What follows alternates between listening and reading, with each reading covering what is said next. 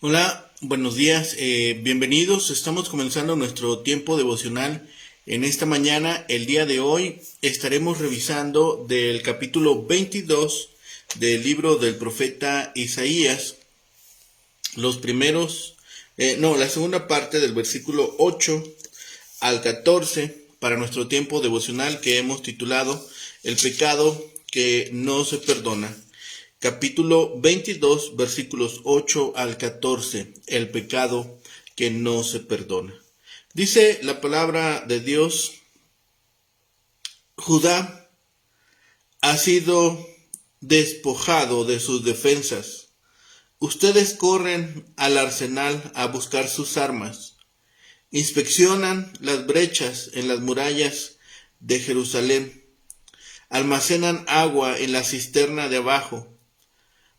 Recorren las casas y derriban algunas para tomar las piedras y reforzar las murallas. Entre las murallas de la ciudad construyen un estanque para el agua de la cisterna vieja. Sin embargo, nunca piden ayuda a aquel que hizo todo esto. Nunca tuvieron en cuenta a aquel que lo planificó hace mucho tiempo. En ese día el Señor de los ejércitos celestiales, los llamó a llorar y a lamentarse. Le dijo que se raparan la cabeza en señal de dolor por sus pecados y que usaran ropa de tela áspera para expresar su remordimiento. En cambio, ustedes bailan y juegan, matan reses y ovejas, comen carne y beben vino y dicen: comamos y bebamos, que mañana moriremos. El Señor de los ejércitos celestiales me ha revelado lo siguiente: hasta el día en que muera, nunca se les perdonará este pecado. Ese es el juicio del Señor, el Señor de los ejércitos celestiales. El pecado que no se perdona. La debilidad de Judá se hizo ahora más evidente que nunca.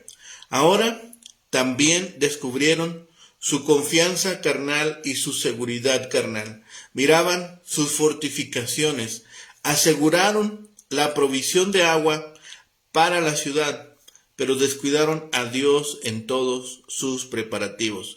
En lo que hicieron, no les importó su gloria. No dependieron de Él para que bendijeran sus esfuerzos, porque cada criatura es para nosotros lo que Dios la haga ser, y debemos bendecirlo por eso y usarla para Él. Había gran desprecio de la ira y justicia de Dios al contender con ellos. El designio de Dios era humillarlos y llevarlos al arrepentimiento. Ellos iban en sentido contrario. La presente incredulidad acerca de otra vida después de esta está en el fondo de la seguridad carnal y de la sensualidad brutal, que son el pecado, la vergüenza y la ruina de una parte tan grande de la humanidad. Dios estaba descontento con todo esto. Es un pecado contra el remedio y no es probable que ellos se arrepintieran una vez. Sea que esta incredulidad obre por soberbia o desesperación, produce el mismo desprecio de Dios y es señal de que el hombre muere voluntariamente. El ejército asirio tenía soldados mercenarios de Elam y Kir.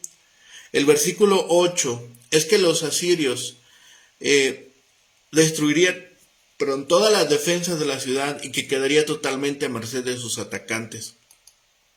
La reacción del pueblo fue de autosuficiencia. Ezequías guió a los pobladores en la preparación de la ciudad para que pudieran resistir el sitio. El problema fue que en vez de confiar en el Señor, depositaron su fe en lo que ellos habían hecho. Hay una segunda reacción en estos versículos.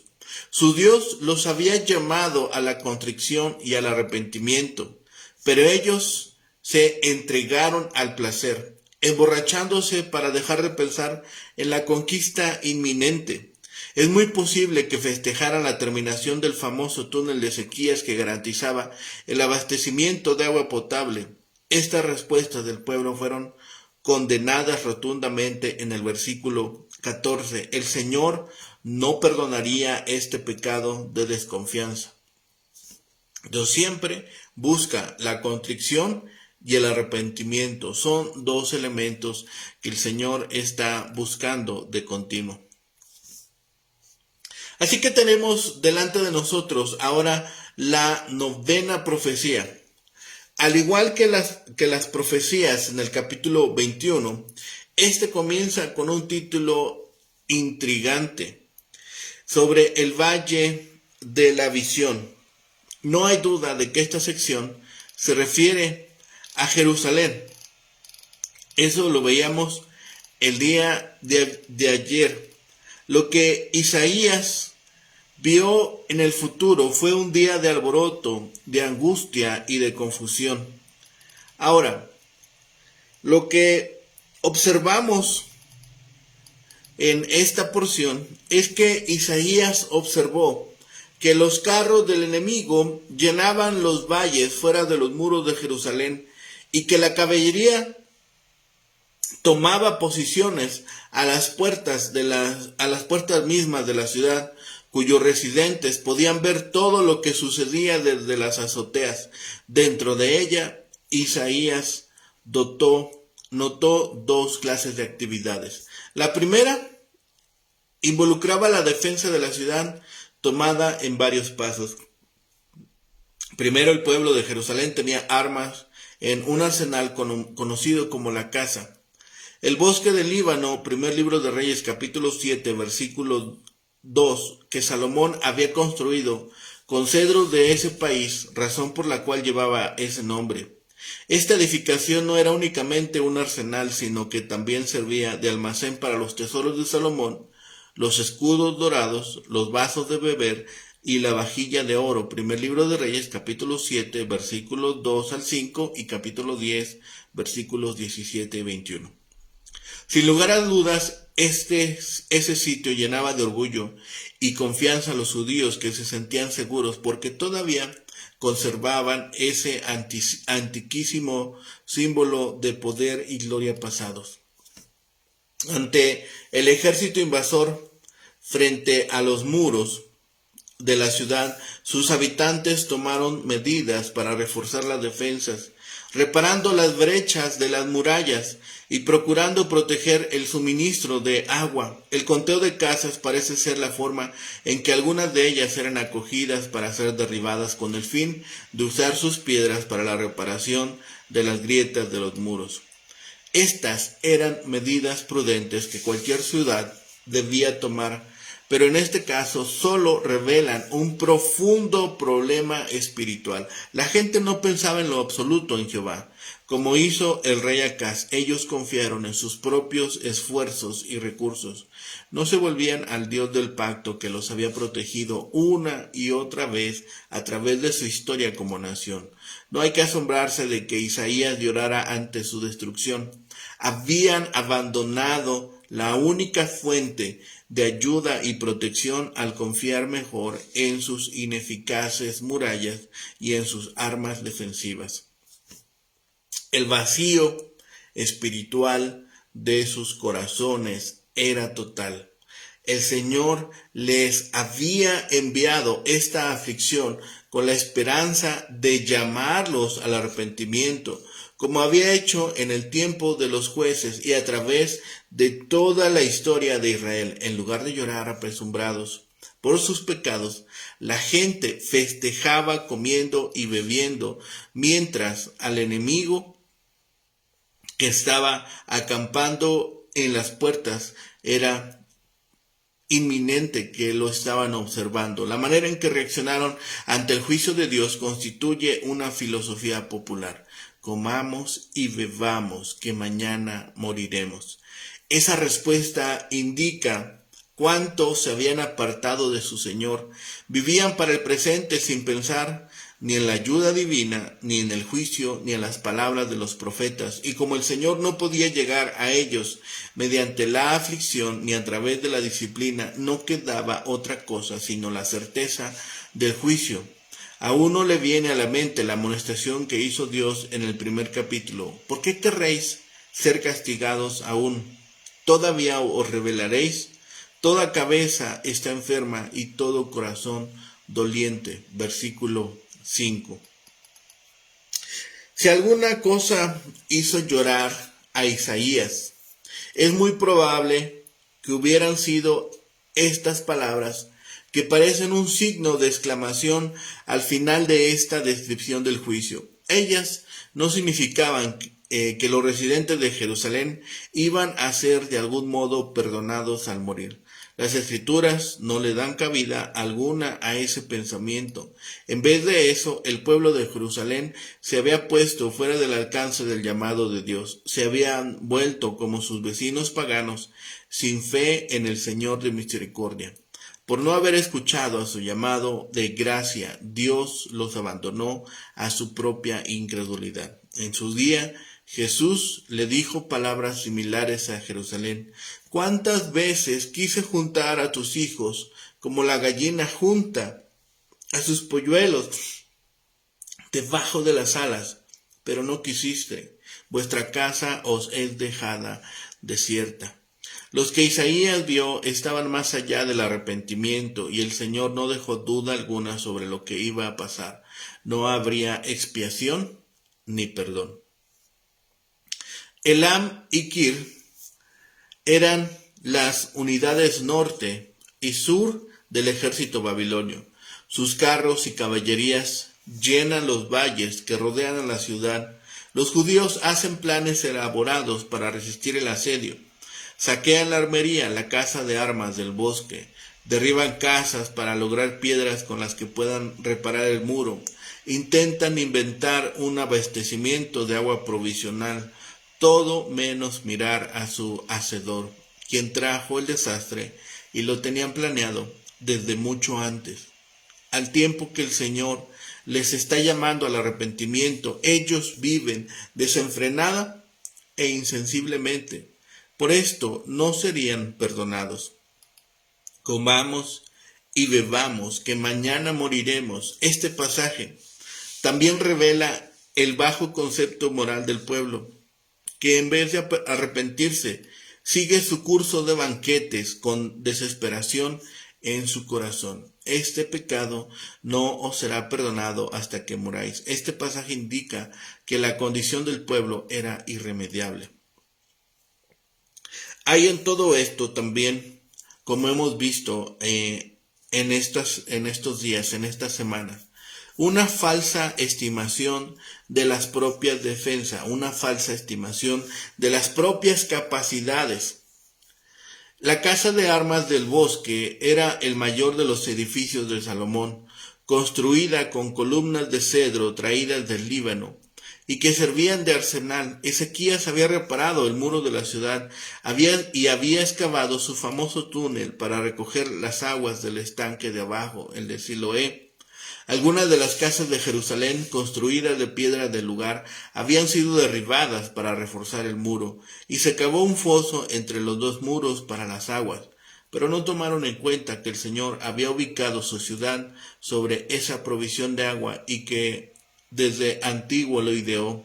Isaías sabía que de nada valen las defensas materiales si uno menosprecia la fuente divina de verdadera seguridad. El peligro nacional exigía un arrepentimiento nacional. Cuando Dios pide un ayuno, vosotros preparáis un banquete, dice el profeta. Lo que cuadra a una nación que está al borde del desastre es raparse las cabezas, vestir cilicio, llorar y endechar. Pero algunos de los que oyeron la advertencia del profeta observaron petulantemente, observaron presuntuosamente: comamos y bebamos, porque mañana moriremos. Hay un punto en que la impenitente presunción sobrepasa los límites del perdón divino. Este pecado no os será perdonado hasta que muráis. Isaías no tiene promesa alguna para tal estado mental. Es el pecado contra el Espíritu Santo, y para este pecado no hay perdón. Y así llegamos a este pecado que no es perdonado. El rey había construido la provisión temporal del agua. Los preparativos de Acaz y Ezequías en los propios días de Ezequías correspondía a la casa del bosque como esta armería. Los muros eran reforzados con las piedras de los hogares que habían sido derrumbados para tal hecho. Jerusalén oscilaba entre el activismo y la vida desenfrenada. Estos dos elementos no nos son extraños a nosotros. El activismo y la vida desenfrenada pareciera que son dos eventos que se van repitiendo a lo largo de las civilizaciones. El activismo era una negación de fe, lo sigue siendo hoy en día. La vida desenfrenada es una negación del arrepentimiento. Las palabras que encontramos en el versículo 11 son una sorprendente anticipación de los capítulos 40 al 66, donde se menciona a Dios repetidamente como haciendo y formando. Lo determiné, lo he hecho, es lo que leemos en esos capítulos. Y lo que viene haciendo desde la antigüedad es otra insinuación en favor de la paternidad literaria de Isaías.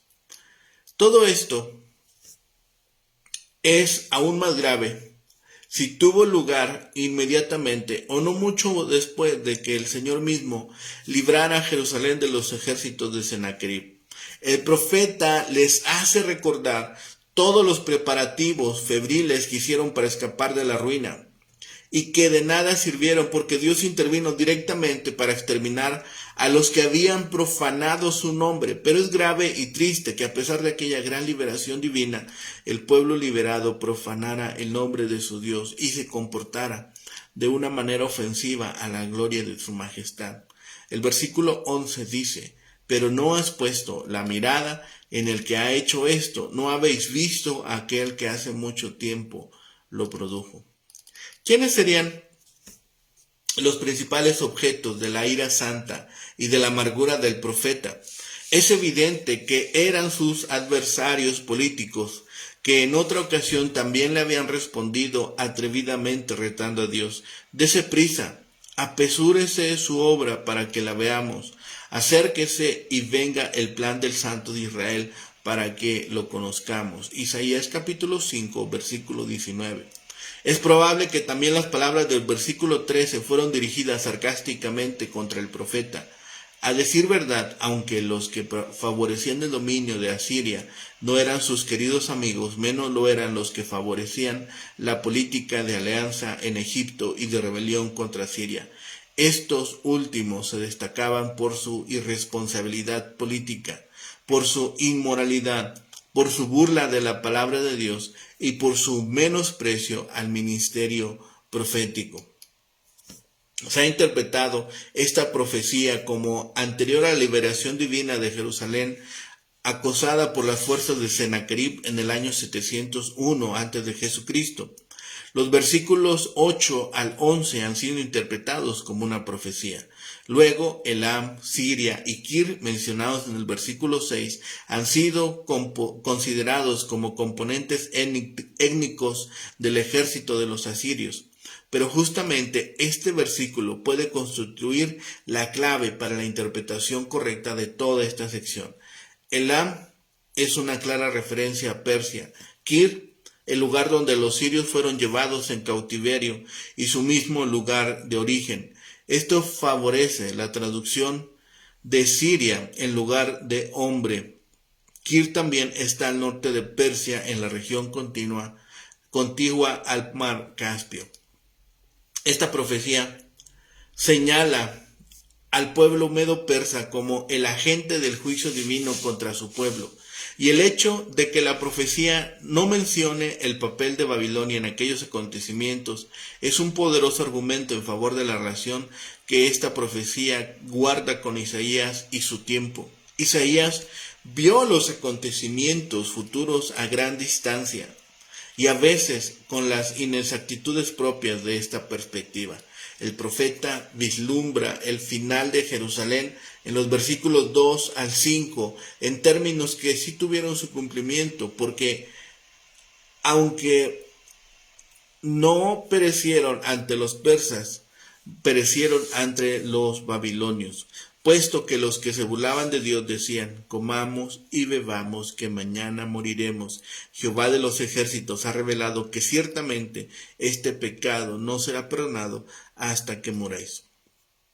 Uno pensaría que la precaria situación de la nación haría que se volvieran a Dios y se arrepintieran, y que era obvio que la ciudad no podía librarse a sí misma. Sin embargo, en su condición pecaminosa, la gente quería seguir haciendo todo a su manera. En lugar de confiar en Dios para que la protegiera, confiaban en sus propias fuerzas. Y esto fue la razón de que fueran exterminados. Al ver al enemigo, el pueblo debió arrepentirse, percatándose de que estaba indefenso ante los asirios. Raparse el cabello y vestir cilicio eran señales de luto, pero en lugar de lamentarse, los habitantes de Jerusalén dieron rienda suelta a su alegría, comieron carne y bebieron vino, aunque enfrentaban la muerte inevitable. No creían que Dios era lo suficientemente poderoso como para salvarlos y cumplir sus promesas. Por lo tanto, se produjo un ay contra el pueblo por medio de Isaías. Ese pecado de incredulidad no les sería perdonado. A fin de cuentas, sobrevendrían a Judá las maldiciones del pacto mosaico. Todo esto nos lleva a pensar a este pecado que no se perdona. Consideremos que los habitantes de Jerusalén no estaban conscientes de todo el peligro que les rodeaba, ni del potencial de la destrucción que vendría sobre la ciudad. Por eso pecaron, por no apreciar la situación tan precaria en que vivían. Ciertamente este pecado no os será perdonado hasta que muráis. He aquí las razones por qué sus pecados no serán perdonados. Los ciudadanos celebraban fiesta de victoria cuando debían de estar llorando. Creaban ambiente de fiesta antes de lograr la victoria. Se portaban como seguros, pero vivían en medio de la inseguridad. Los oficiales abandonaron sus puestos de responsabilidad frente al peligro. No estaban preparados para la batalla cuando el peligro les rodeaba. Se veían las evidencias de derrota en todas partes, porque sus líderes, sus comandantes estaban desertando. Ni tampoco los líderes tomaban en cuenta el peligro que les rodeaba. Habían quitado los medios de defensa de la nación.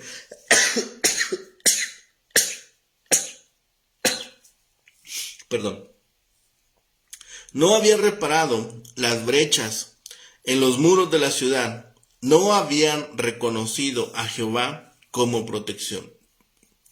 El individuo y la nación tenían que sufrir las consecuencias de la equivocación con relación a la evaluación de las condiciones y de haber tomado decisiones equivocadas en cuanto a la estrategia. Por tanto, en ese día, el Señor Jehová de los ejércitos convocaría al llanto, al duelo, a raparse la cabeza y a ceñirse de cilicio.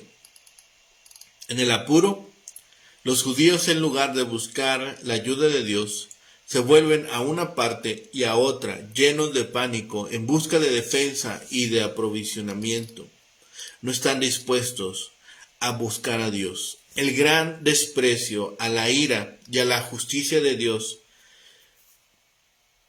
provoca este designio de Dios a traer sobre ellos una calamidad para humillarles y hacer que se arrepintieran. En ese día de angustia, Dios les llamaba a que mostrasen frutos dignos de arrepentimiento, a que hiciesen duelo y se dispusiesen a cambiar de conducta. Para eso les comunicaba Dios por medio del profeta los designios de su providencia, pero ellos, en lugar de hacer duelo y arrepentirse, se dieron al jolgorio en banquetes y orgías y hacían incluso burla del profeta que les amenazaba con una segura destrucción. Es una burla que el Señor no perdonaría. Es un pecado que el Señor no pasaría por alto. Finalmente, los líderes hicieron lo que pudieron a fin de prepararse para la guerra. Obtuvieron armas, inspeccionaron las murallas, almacenaron agua. Pero todo su trabajo fue inútil debido a que nunca pidieron ayuda de Dios. Demasiado a menudo nos volvemos a las cosas que, aun cuando son buenas, en verdad no nos darán ayuda que necesitamos. Debemos conseguir las armas e inspeccionar las murallas, pero Dios debe guiar el trabajo. El pueblo dijo: comamos y bebamos, porque sus esperanzas estaban perdidas. Estaban siendo atacados por todas partes. Debieron haberse arrepentido, pero en lugar de ello decidieron hacer un festín. La raíz del problema residía en que Judá no confiaba en el poder y las promesas de Dios. Cuando nosotros enfrentemos dificultades, volvámonos a Dios. O tal vez no deberíamos necesitar las dificultades para volvernos a Dios. En la actualidad, también vemos gente que ha perdido toda esperanza. Existen dos respuestas comunes hacia la impotencia: desesperación y desenfreno. Pero esta vida no es todo lo que existe, así que debemos actuar como si no hubiera esperanza. La respuesta adecuada es volverse a Dios y confiar en su promesa de un futuro perfecto y justo en el nuevo mundo que Él creará. Tome calma nuestro corazón. Tome un espacio nuestra mente para descansar en Dios. Si buscamos a Dios, si buscamos en Él la fortaleza, estaremos entonces aprovisionados para enfrentar las dificultades. Tengamos la confianza en Dios. Dispongamos en nuestro corazón no ser sometidos por la desesperación y el desenfreno, y estaremos entonces en capacidad de buscar el rostro de Dios todos los días y tener paz y consuelo en nuestro corazón. Confiemos en Dios, confiemos en su palabra y en sus promesas, porque Él a su tiempo proveerá la respuesta. Demos gracias a Dios, oremos. Bendito Padre y Señor, gracias te damos en este día, Señor, porque nos has permitido, Señor, despertar, porque nos permites observar tu poder, tu grandeza y misericordia, Padre, para con nosotros. Te pedimos, Padre, que en este tiempo de desesperanza, que en este tiempo, Señor, de desenfreno, nos permitas a nosotros, Señor, mantenernos firmes en tu palabra, no ser movidos, Señor, por las corrientes de este mundo, ni ser azotados, Señor, por aquellas corrientes de pensamiento que solamente nos arrebatan la esperanza y la confianza en tu santo nombre. Padre bendito, permite también que sigamos creciendo en conocimiento de ti, de tu palabra y en esa relación personal para contigo, Padre. Te pedimos por nuestras naciones, por nuestros pueblos, por nuestras comunidades, por la sociedad, Señor, que se ha apartado de ti y que en lugar de observar, Señor, el peligro inminente, solamente expresan palabras de desprecio, Señor, y palabras que no son agradables a ti, Señor. Perdona sus pecados, Señor, como también lo hiciste con nosotros un día, Señor, y llévales a la luz admirable de Cristo Jesús, el don perfecto, Señor. Te damos las gracias porque un día tuviste a bien rescatarnos, Señor. Permite que otros tantos también lleguen a ese rescate, Padre. Permite que su corazón sea conmovido, que su mente sea cambiada y que reconozcan en ti, Señor, la perfecta seguridad. Gracias, Señor, por las bendiciones que nos das ya en este día. Gracias, Padre, por las bendiciones que nos has permitido a lo largo de la semana. Y sobre todo, Señor, gracias porque tu amor excede nuestras expectativas. Señor, todo lo dejamos en tus manos, todo lo pedimos en ti y todo lo clamamos en el bendito nombre de Cristo Jesús, Señor y Salvador nuestro. Amén. Que tengan un excelente día. Que el Señor les bendiga.